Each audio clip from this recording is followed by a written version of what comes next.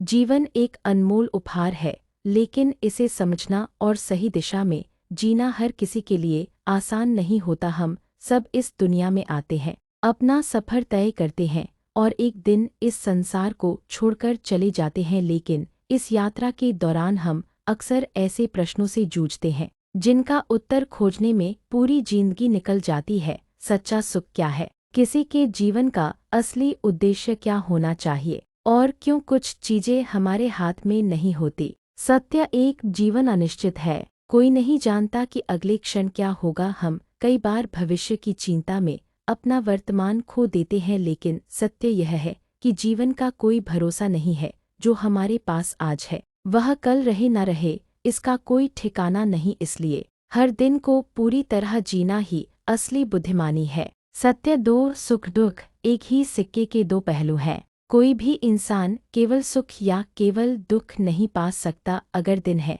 तो रात भी होगी, अगर गर्मी है तो सर्दी भी आएगी। इसी तरह जीवन में भी संघर्ष और सफलता, हार और जीत, खुशी और गम का आना जाना लगा रहता है। हमें यह समझना होगा कि दुख भी जीवन का एक जरूरी हिस्सा है, जो हमें मजबूत बनाता है और हमें हमारी असली क्षमता का एहसास कराता है। सत्य तीन, धन से सब कुछ नहीं खरीदा जा सकता। आज के दौर में लोग यह सोचते हैं कि पैसा ही सब कुछ है, लेकिन क्या पैसे से सच्चा प्रेम, सच्चा सम्मान, सच्चा सुख खरीदा जा सकता है? शायद नहीं। धन आवश्यक है, लेकिन यह जीवन का अंतिम सत्य नहीं है। जीवन में सबसे जरूरी है अच्छे रिश्ते, सच्चे मित्र, आत्मसंतोष और एक अच्छा कर्मपथ। सत्य चार, कर्म ही असली धर्म है। भगवद गीता में श्री कृष्ण ने कहा है, कर्म करो, फल की चिंता मत करो। यह एक महान सत्य है। हम हमेशा परिणाम को लेकर चिंतित रहते हैं,